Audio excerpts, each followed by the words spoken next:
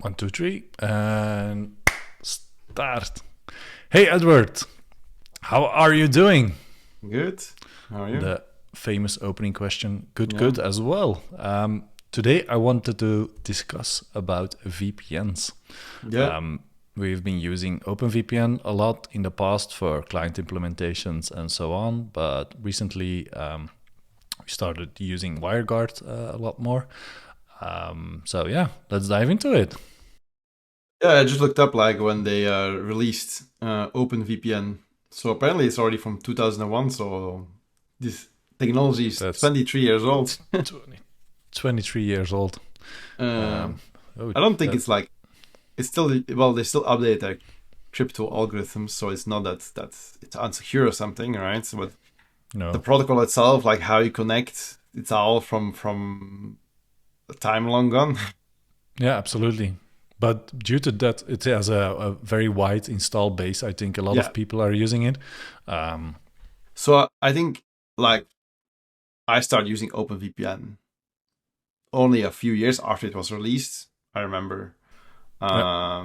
back then you had like IPsec, uh, OpenSwarm or something in Linux, Oh yeah, but that was quite difficult to set up.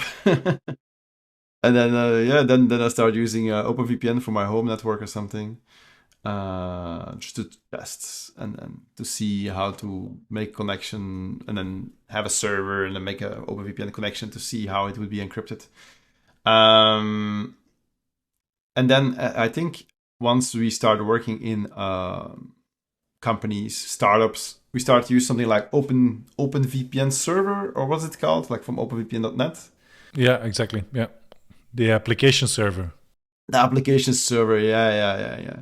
So then you have like a front end, and then what did we do? I think you could use, what is this protocol called to log in users?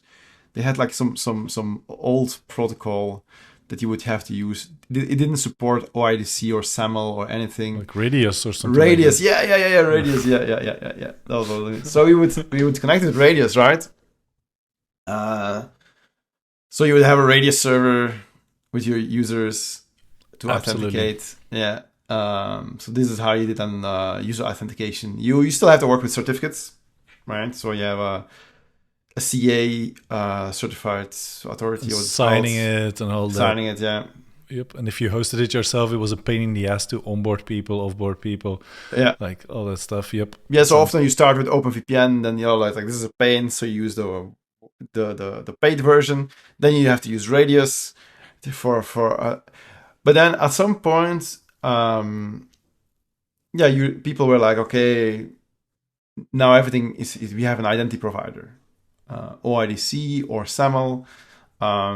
So let's integrate with that, and then we kind of created our own tooling at some point. I mean, I think it's 5 to 8 years ago now, something yeah, like yeah. that. It's already quite old. I actually did, yeah, the first version. Like basically, what we would do is we would write a plugin that would just go to. Actually, first I think we just went to the OneLogin API. So we were using OneLogin as our identity provider already, like for 10 years or something, right? Yeah, absolutely. So it would just go to OneLogin to see if this person was authenticated.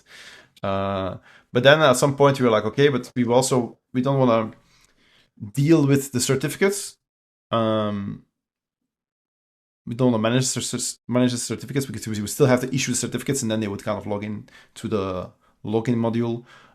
So we create like a small front end, but it was not really a front end. It just didn't do anything. So we had like an OIDC protected front end that would authenticate the users using this OIDC endpoint from one login. If you are authenticated, then the front end server would sign the certificate, create a certificate, sign a certificate, and give the one Push it to login. you. Yeah.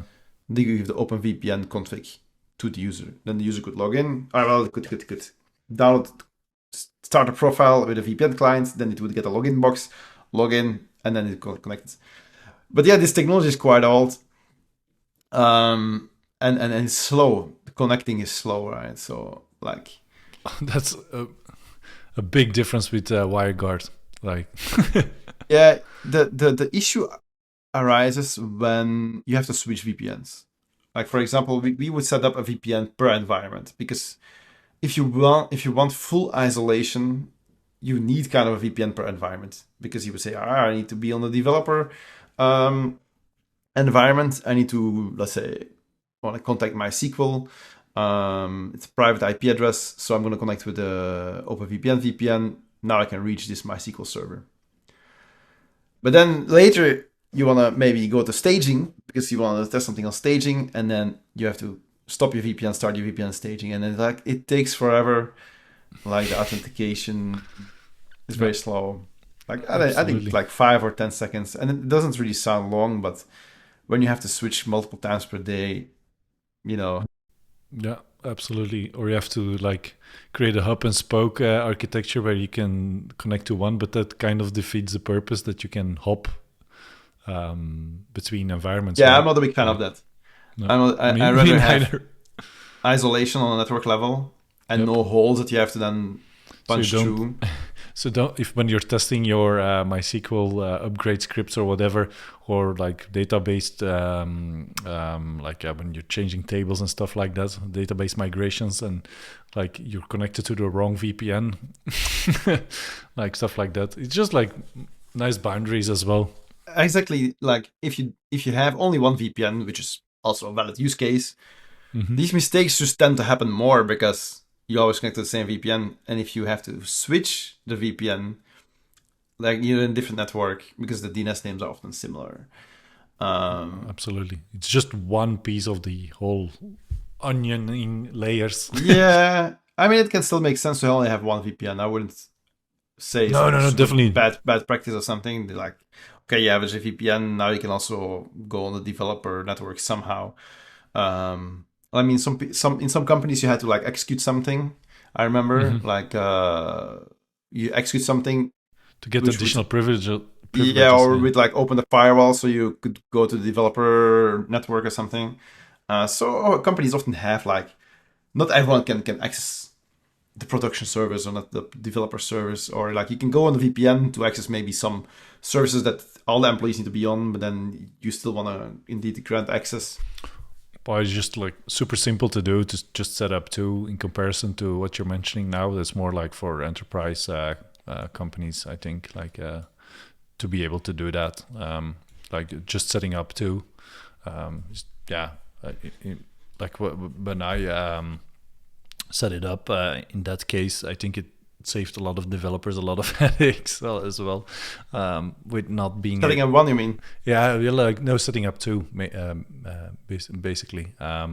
But like it depends on what company you're working with, right? Like two is also additional cost, but it's like you say, like it's a valid use case to just use one, because then you can open all the network traffic to that one specific entry point and focus on that, instead of like whitelisting everywhere on MongoDB Atlas in the application, everywhere. Like you have to manage those IP addresses and stuff like that. So it's definitely a valid use case to just be able to have one entry point. Absolutely.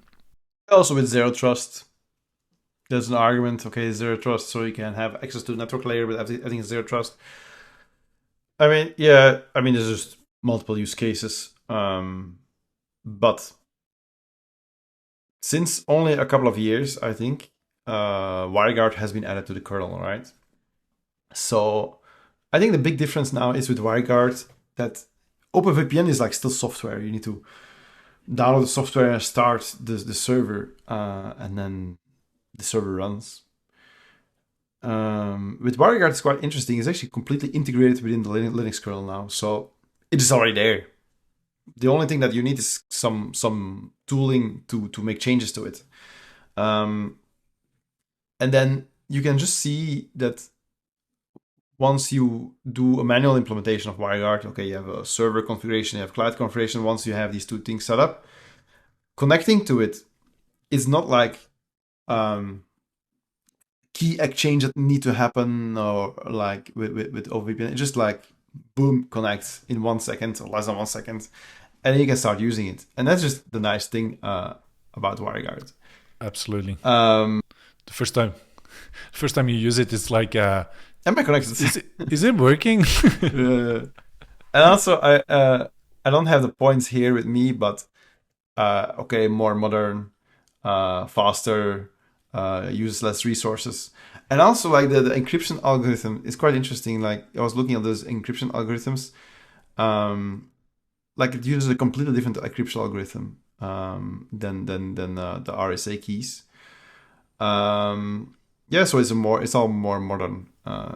Yeah, absolutely. Also, it's a very smaller code base in terms of vulnerabilities and stuff like that. If you have open VPN application server versus WireGuard, of course, the application server is a whole shebang to manage it around it, but nonetheless, like I think OpenVPN was like no, WireGuard has like 10% of the code base of OpenVPN, for example. Oh yeah, It's way smaller. So oh that's quite interesting. Yeah, yeah, because it's so like directly integrated into like the kernel. So in that sense, it's much easier for passing security audits and stuff like that, or having CVEs. It doesn't use that much because it's such a small code base, right? So yeah, I'm a big fan of not using too big code base, and also like open SSH, like all these tooling from a long time ago.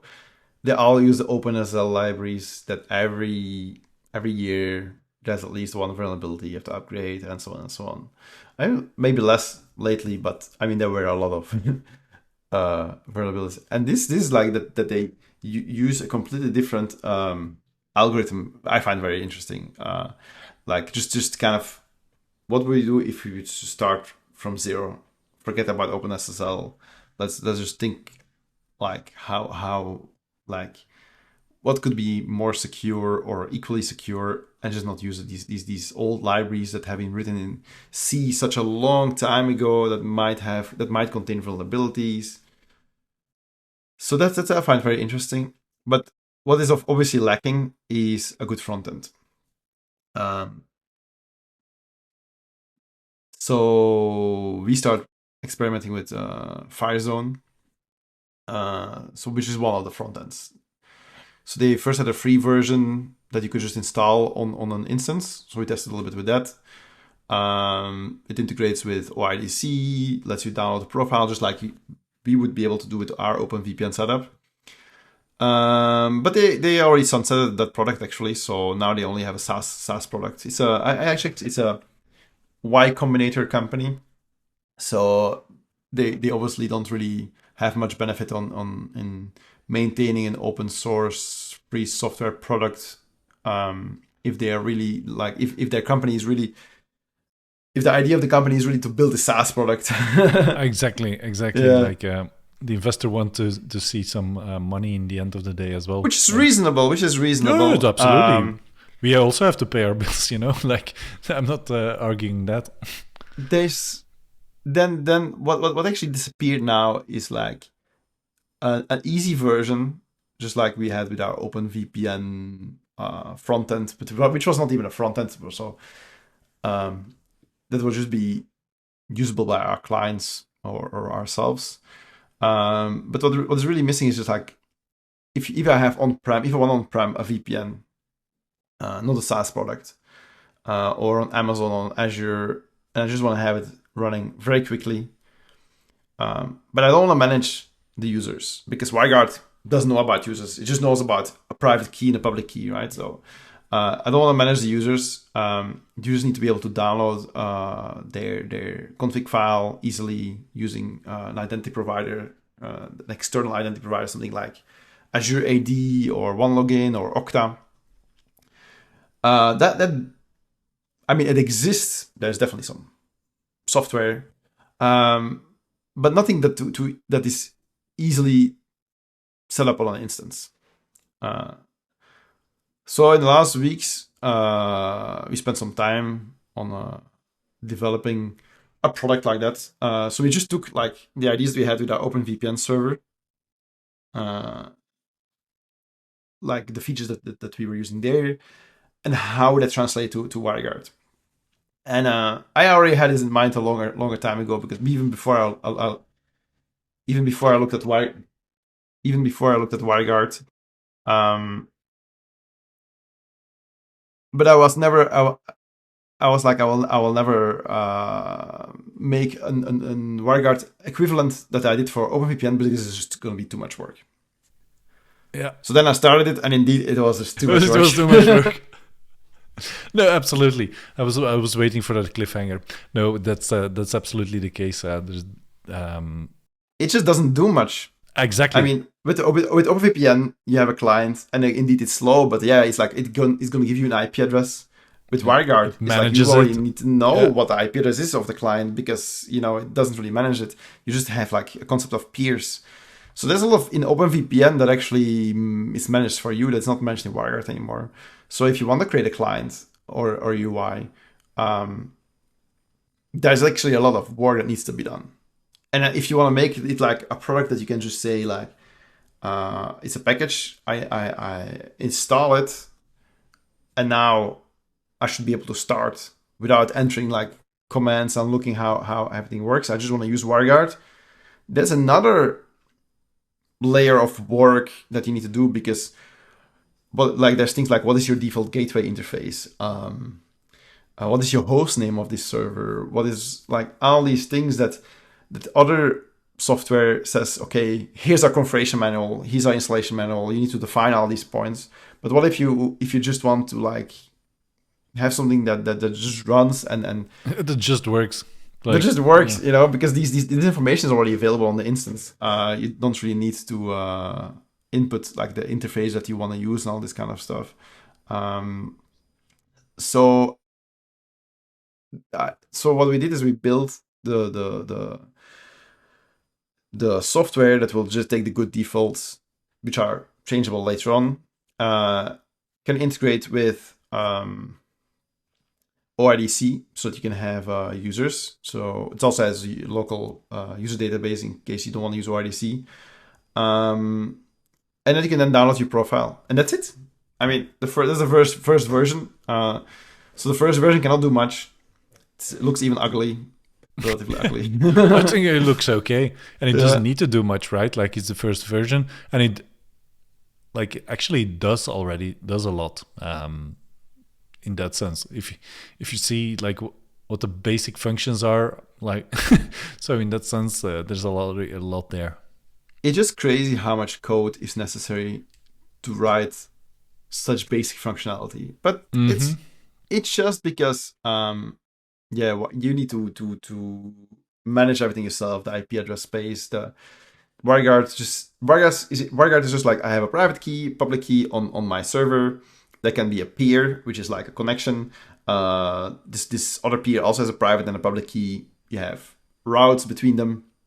That's it. I mean, what IP address is linked with what public key, you need to manage yourself. And I don't think it will change. It's just, this is how it is integrated in the kernel. So that's how it's intended. Yeah, absolutely. This is how it's intended. Yeah. That's how it also gets such a small code base. Yes. Yeah. So whatever extra you want to write on there, that's your thing.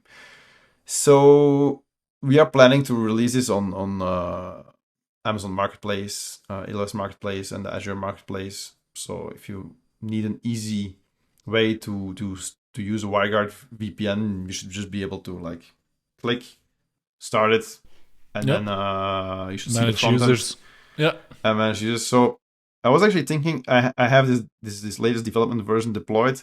Not sure if it works completely, because the code live demo stress changed. Yeah, live demo stress. So I can demo it. I don't know how far I will get. If it breaks, it breaks. It's beta. Yeah, if it breaks, I will just do some live coding to fix it. Like all of a sudden the voice changes, and like you see like cuts in the video, and it works again. I'll have on a t-shirt. See? Yeah, exactly. Two screens, suddenly I have on a t-shirt. 3 days later. No. So let me share my screen. So let me close all this stuff. Minikube, oh my god. So I have this Ubuntu machine here. There's not really much on it. I think I just installed the WireGuard tooling and my binaries. So the WireGuard tooling is like WG, so there's no WireGuard. No, apparently. There's no WireGuard as in it's in the kernel, so you cannot put it off, but there's no key configured. So now I'm just gonna start the two services that I need. I have like a service that runs at root that manages the WireGuard stuff, and then the REST API which doesn't run as root for security reasons. And this is interesting. I didn't know this existed. It's like something new in more modern kernels. You can set use setcap to say this binary can bind to ports under 1024. So you don't need to run as root. That's interesting. So now it's running. So the VPN is now configured. So I have an interface VPN. There's a public key, there's a private key, and it listens to the port. So there's no clients yet, but the VPN is running. So then the REST interface needs to be HTTP.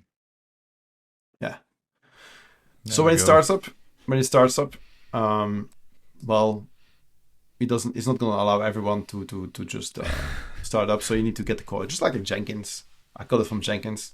The only downside is that we don't have TLS yet. So there's also going to be a command to reset it over SSH because that's more secure. Good idea. But this is the secret. It's called this is the secret. So yeah, you pass it unsecurely, which doesn't really matter for a secret, but it matters here if you set your password. So either you take a simple password now, or you reset it later, or you use it over SSH because this goes clear text over the wire. So now I just set the admin password. Nice. And now we have a login box where we can log in. And then we are logged in as admin. You see how snappy it is? It's like, I wrote it in Golang. It's like, it executes in less than a couple of microseconds. Yeah. So we have a status active users. This is something I still need to complete because it's not that there are 5 active users. We have the VPN connections. So we're logged in as an admin user. So I'm not allowing the admin user to create a new connection. You need to create a user first. So you can actually create a user here. Makes sense. We are the admin user. You can suspend the user, change the password, delete the user. But what you want to really do is you want to configure ORDC. Yeah. To configure ORDC, you need to have TLS. So first you want to configure TLS. And this is also what I find interesting. So Golang has a Let's Encrypt integration. Yeah. So if I just do a submit, then I should have HTTPS. So US VPN. So we have HTTPS now. Bam. Just like that. It's like crazy. It generates the private key, goes to Let's Encrypt, says I want TLS on this host name. Let's Encrypt reaches out over the HTTP interface to get the token. Like this is just a library in Golang, and the default library even. I think it's in not in the core Golang, but like developed by Google or something. So now we have HTTPS. So these are like so quite amazing. Like in OpenVPN, that's like downloading the PEM file and all that for integrating it with HTTPS. In the Open Application Server, it was like that was a pain in the ass in the past. Yeah, but Let's Encrypt is now. I mean, when you were talking like when we were using this server, yeah, exactly. Maybe they have integration with Let's Encrypt now, but just that this with a modern programming language, it's actually not that much work to have it integrated. That's why it's so easy. Yeah, so now we can actually integrate ORDC. So ORDC connection like Azure AD. I tested with Azure AD or OneLogin, like we use OneLogin. So what you need: client ID, client secret, and the discovery URI. So we have in our applications, we have a VPN.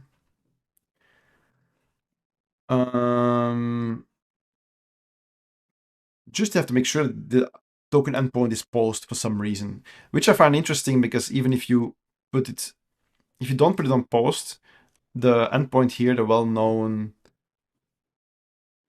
it will still say that it can do post even. Yeah, because otherwise I could check, if there's no post, I can do it another way. But for some reason, it says you can do post, but then this select box was not giving was not on post, was like basic or something, and then didn't work. I mean, I could implement basic authentication as well, but better just to have it on post, I guess. So client secret, I will rotate all these secrets after the call, so I will not blur them. Not that you have access. You could have access to our VPN if I would keep it configured like this. So the name, one login, client ID, client secret, the scope, OpenID, email profile, save. So this gives us the redirect URI. And then I can go to configuration. So I'm also using this for localhost. Localhost can have HTTP, but otherwise it needs to be HTTPS, I think. Yeah, you see HTTPS is required. Save this. And then now I should be able to log in. So if I do log out, log in with one login. And I'm logged in with, I'm already logged in with one login. So now I'm a user. I could assign also admin privileges to this user. So now I can say I need a new VPN connection, download a new config. And every time you download a new config, I don't store the private key on the server. So every time you download it, it generates a new private key. Just so that I don't store any private key information on the REST server. It's a good idea. Yeah, so now I should be able to connect. But I changed a lot of code, so I'm not even sure if that part would work. But I can show you what happened on the server. So if you have, again, a look, now you have a peer. Yeah, and with an allowed IP list. Nice. Yeah. So now you allow this IP here. We're using pre-shared key. This is the public key. So this public key should match with the config. I will try to connect just to see if it works. Yeah. It doesn't work. It doesn't work. So then I would need to go to my client. So you need to download, and it's in the App Store, the official WireGuard client. Yeah. You import a tunnel. Not sure if maybe it was named already that way. Connection one.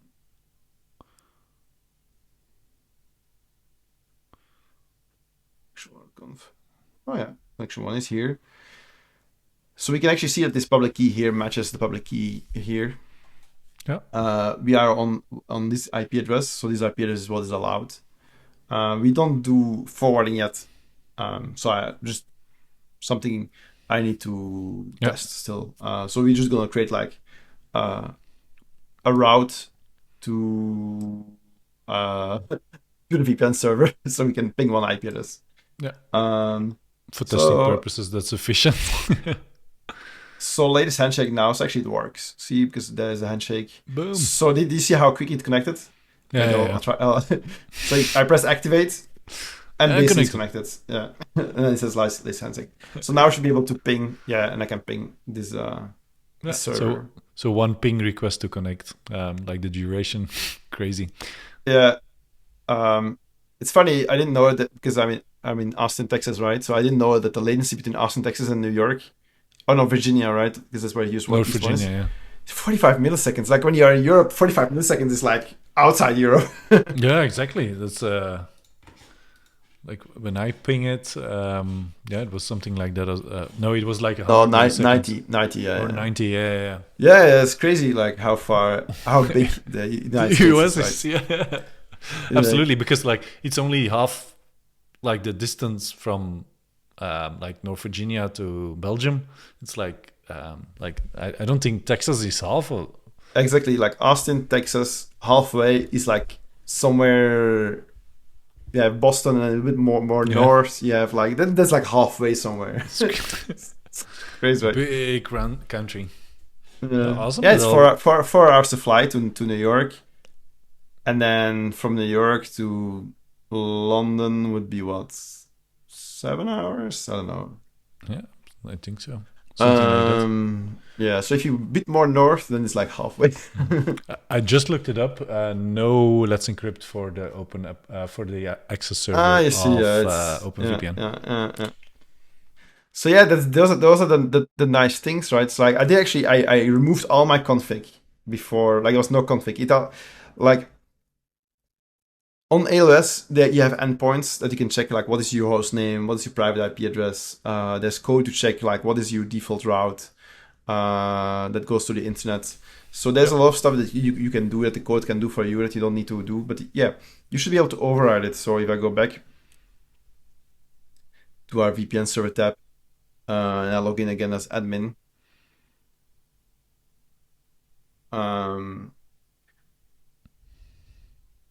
yeah, so this the host name you can get yourself. But then, for example, here, if you want to route all traffic, then you would have to say I want to route, the client route needs to be 000/0, which is everything to the client has submitted. Then it will go in the config file, and then when the client downloads the profile again, it will have this. Awesome. Yeah, you can also then say something I still need to implement is to make sure that we keep on refreshing the ORDC token. So if the user then gets deleted, we immediately remove the WireGuard peer configuration so that the config doesn't work anymore. Yeah. But you can also just say, like, if you need to fire someone leaving the company, you can just suspend the user. So even though ORDC usually would be able to suspend, configuration goes away, and the user's not connected anymore. That's awesome. Those are like those features that make life a lot easier, and also for security reviews and stuff like that, it's just way easier than having to dig through all the OpenVPN certificates manually and delete, hopefully, the correct one. Like if the sysadmin named it correctly and stuff like that. Yeah. So, I think nice. ORDC is the main game changer, because you can say, okay, this user needs to be an admin. So my ORDC user is now an admin. And then you can say disable local auth. So then because you actually, you send this password unencrypted, but actually it doesn't really matter, because in general, if you use ORDC, you will disable local auth anyway. So this is for these couple of minutes, you will have this admin user disable local auth. You have no admin user anymore. Your admin user is actually the user in ORDC. And then still, if you there's a reset admin password command, if you then lock yourself out to reset it. So like basic functionality really still was a lot of work, but it's like the most basic functionality that you would need. And then it's just like 2 binaries. That's, or maybe if you want to change the password, 3 binaries. And the rest is the kernel integration. So it's easy to install.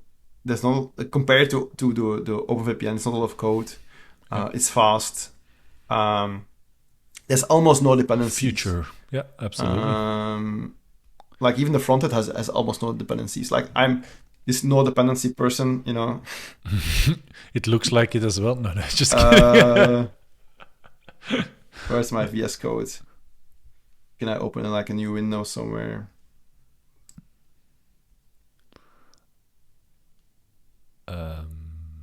So if you let me just close everything.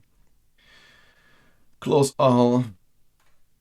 And then close all this. So yeah, if you have a look at the Go mod file, what is in there? A JWT library, which is used by everyone, a UID library, crypto library, something to parse the JWKS files, and then something to manage WireGuard. Yeah. And then these are like default Golang libraries. So there's not much that you need to write something like this. Even though OIDC integration, you don't really need much. It's just a few endpoints that you need to call. Yeah, absolutely. Same for, and I was quite surprised for the web app. You can also keep it very low code or low dependencies. The package.json. So I'm using Mantine. I don't know if you pronounce it correctly. So this is like the new Bootstrap. So this is very easy to create UI elements. And then React. React says like, oh, you should use a framework, Next.js. But then you see so many people like, first people like, oh yeah, I want to use Next.js. And then everyone's like, oh, it's so bloated. So you don't really have to use a framework. Nope. They now have, instead of Webpack, I don't know if you're familiar with Webpack, but now they have Vite, like the French fast. Yeah. Like you just say Vite with React, and it just works so much better. So yeah, basically the dependencies here are Vite, TypeScript, React, access to make HTTP calls, and not even that much, you know. And then if I look at my Angular projects or all the other things that we did in the past, you don't if you write it like this, there's almost nothing to maintain, and you still have all these nice components, right, to build your UI, maintain, React. Yeah, exactly. It already looks usable. It's not that it's something ugly or whatever. Yeah, indeed. Which is crazy, actually, that it works that way. And also something interesting I found when writing it. I don't know in Golang if you know, but if you go to the WireGuard code, PKG, and then the WireGuard code. So you can build code, and maybe this one is a bad example actually, but you can build code specifically for Linux. Because of course, if you have like WireGuard on Linux works differently than WireGuard on other platforms. Yeah. So I had to, now I don't remember where exactly. Yeah, in this config manager, which runs at root. So you can use _ platform. So you see, so cool. you have this is only built on Darwin, so on my local machine. And then I say, okay, it's not supported on Darwin because this is just my developer machine. And then you can say, okay, but here is the build is Linux. So cool. And then this imports a package that is only supported on Linux. So I build this package sync lines here. That is only supported on Linux. Nice. I only need to develop in Linux because to configure some things or to get some information for WireGuard, you actually have to do system calls. And these system calls, like, they are specific to one platform. So when you write in Go, it's cross-platform. You can build it and then build it for any platform. But you cannot build these Linux packages because they wouldn't work on, let's say, Darwin. So you just say _Darwin. And then you say, okay, this is not supported, or you can do the implementation. Like, I somewhere have an implementation for both Darwin and here network. Okay. Like how to determine the route for the default route. So actually, there's this procnet route. You see, so and it shows like this. And this you can just do as normal user as well. And here, the first one is your default gateway. But what is the interface of your default gateway? Is this one? But yeah, on Darwin, on the macOS, it's completely different. Yeah. I actually had some code here, but I removed it because it didn't work completely as I wanted, and I was like, I don't need it anyways. It's good to play around with it, but there's actually code. There's a library package. Not for Linux, but Linux uses like some netlink or like some, I don't know what the name is anymore, but some library that is difficult to implement. But Darwin actually has a library like built in, like by default, like a default library that you could use. And then you can actually determine it because here it's like netstats R and someththis like that, and then if I grab on default, here my default, and then you can basically filter on these flags, and then you say if this is the G for gateway, and then you get this one, like my EN0. But I removed the code because I actually did the work, and I was like, I'm not gonna waste my time here. We're not gonna run that on Darwin. No, not yet. That is the server component, right? Not the client component, the server component. So the client component, I find it actually, and I'm gonna stop sharing my screen now. I find it actually quite interesting that the WireGuard client is just available everywhere. Like with OpenVPN, that was just not a good client. You would use tunnel brick because it was Blick, and even that one sometimes stopped working or was not. Yeah, it was cumbersome for just connecting to a VPN in comparison to this one. And this WireGuard is super lightweight. One thing I would want in the future is that's not going to be in the V1 but in a later version, is to make sure that you authenticate again over ORDC. Like every X amount of time, or indeed. So we can if a user gets deleted from the identity provider, we can block access still, right? But there's a use case also that you want to re-authenticate every time, like supply an MFA token or something like that. You can do MFA through your identity provider.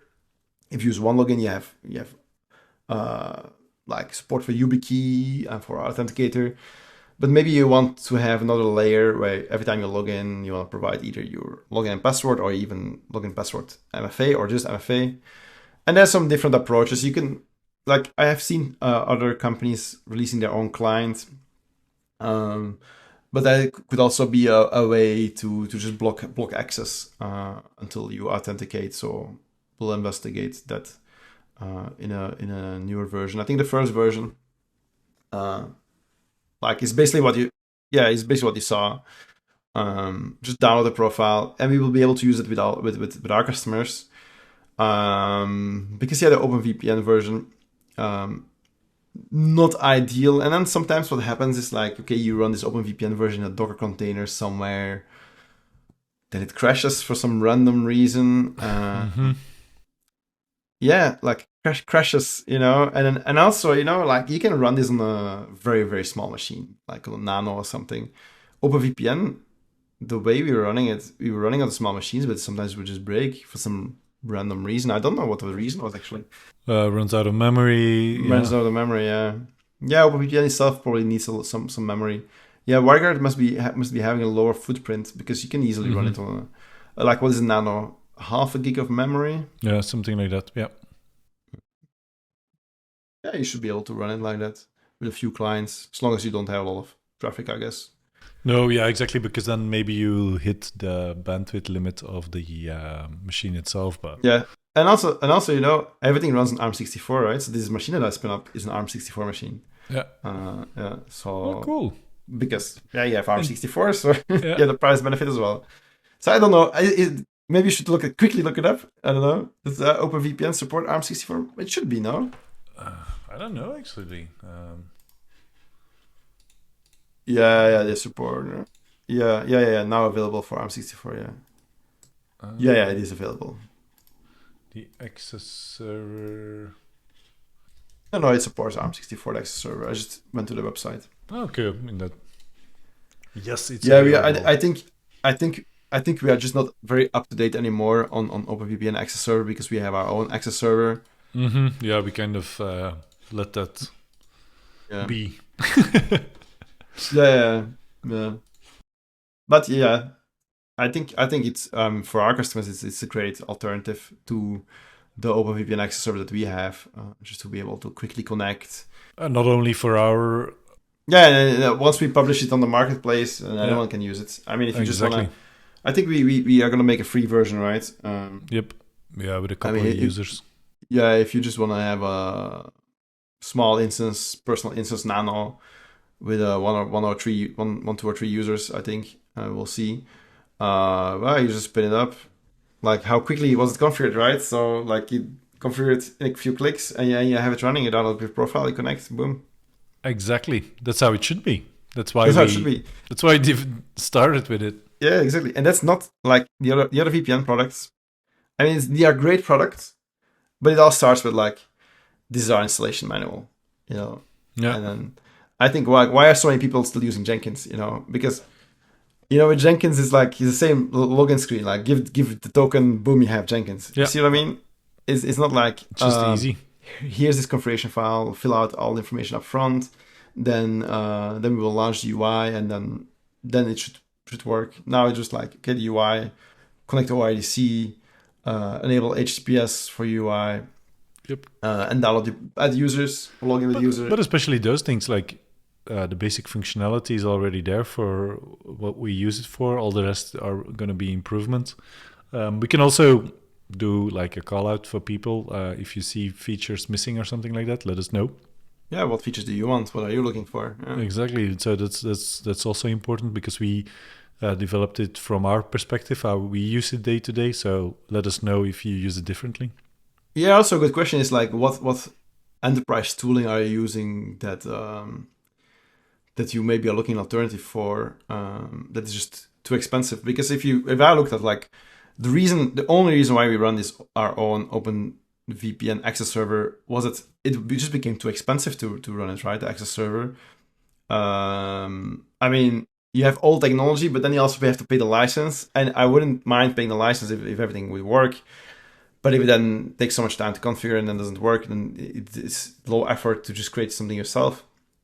And I think then in cloud and DevOps industry, there is a lot of tooling that is easily recreated that doesn't need to be costing so much money. Like Datadog, for example, Yeah. I mean, not saying absolutely. that. I mean, of course, you have Prometheus and Grafana and all these other open source tooling, right? But sometimes there's like maybe you want like one feature of Datadog, like the logging and the filter, and you just want it to work. You don't want to have to put it on Elasticsearch.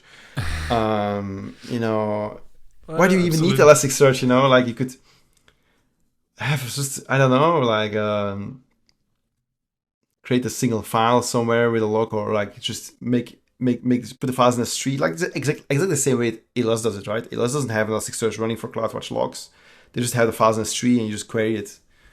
Like you could store the logs in a tree and just write a nice UI to query the logs, and you would have like what most people are looking for in Datadog. Of course, like Datadog has so many features, but often you just want a few features, right? And if you then say,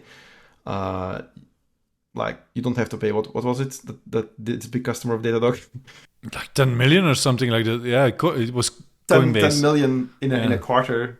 Exactly. Like maybe you can just pay like a couple of $100s, have a file stored in a stream, still have a nice interface, like stuff like that, and I'm sure there are companies around, but most of them are actually also have very high pricing. But I'm sure that there are definitely, if you listen to podcasts and stuff like that, there's definitely companies looking to disrupt existing tooling that is expensive to rewrite it with, I wouldn't say complete offshore teams, but just like with better tooling. Because, for example, in Well, newer Golang, technology or newer approach, basically. Like, yeah, Golang, and then with maybe a bit of AI, and you can rewrite some tooling from scratch, and very quickly have the features that you need to have. like the anomaly detection and stuff like that. Yes, exactly. In the industry now, I think that we have now all these tools like generative AI that can help you, modern programming languages like Golang with modern libraries, that it doesn't take much time.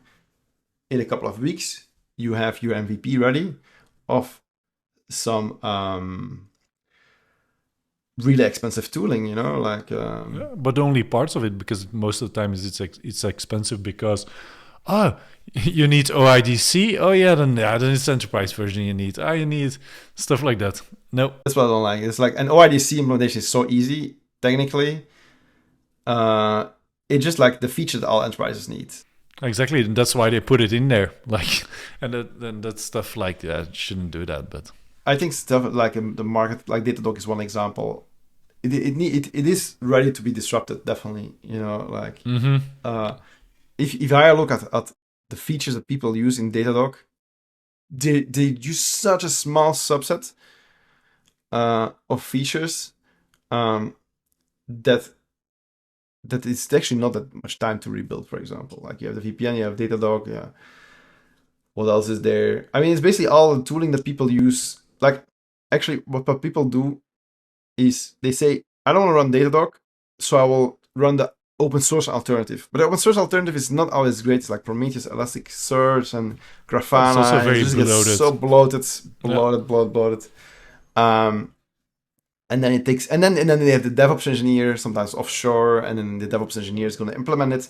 Takes him 2-3 months to implement it. Literally, if I give me 2-3 months, I rewrite the whole thing in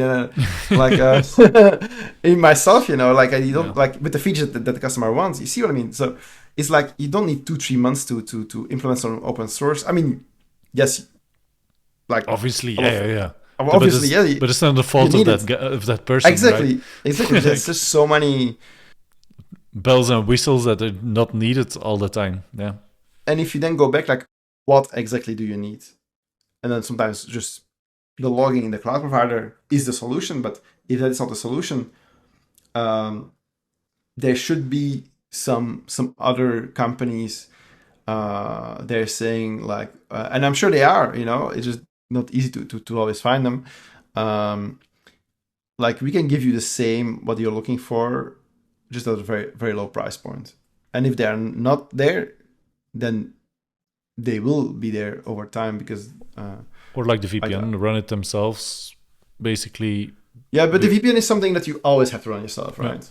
Yeah, definitely. That's the difference. Like we can run everything managed. Yeah, we actually didn't manage it. Why don't we just run the VPN in the cloud provider in AWS? Because it's also clunky, unfortunately. Yeah. And super expensive. Yeah. Right. Like Absolutely. super expensive. Every user that you provision, this is like, it's just not worth for all small businesses. If you're an enterprise, yeah, but small business, not really. And that's why they can charge that price point. Like, but it should be open for everybody, right? Simple as that. Yeah, AWS is just like, here are my enterprise services, and they are 10 times as expensive as they should be, just because I know that you are an enterprise. Yeah, and you will need them to be able to do certain actions. That's why we put the price up. Well, I don't always need them, but yeah, I mean.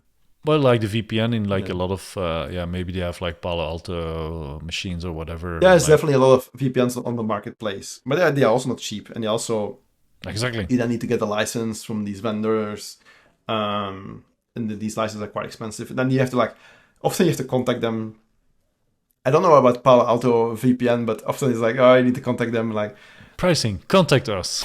Oh, the way we are planning it to deploy it on the marketplace is like, okay, you have like a small instance, you get 20 users with that or something like that. No, exactly. You have to test it and see if it works as expected, so you don't have unexpected interrupts and stuff like that when there's a lot of people connected. But those things are to be TBD, to be determined, I think. Like, no. Yeah, we'll spend some more time in adding the features that we need for the MVP. Yeah, but definitely let us know if you see some features that are lacking, which there are a lot, but nevertheless. We'll release it on the marketplace. I'll probably then put a link next to the video or something so that people can find it. Or in the comments or something, yeah. And then we will be our own users, right? So we have a lot of customers that are using our OpenVPN access Eat server. your own dog food. Basically. We want to replace it with WireGuard, something more modern. So we'll be working on that in next coming weeks and months. So if something breaks in the VPN, we'll the first one to know. No, awesome. I think we can wrap up here for this episode. Already almost an hour in, so time flies. It's going to be a lot of editing. Yeah. I was hoping. Yeah, I was hoping not to have to edit too much, but yeah. No, unfortunately, it's always a good thing. Hope people found some value in this. All right, Edward. See you soon. Take care. Yeah, see you soon. Bye. Thanks. Bye.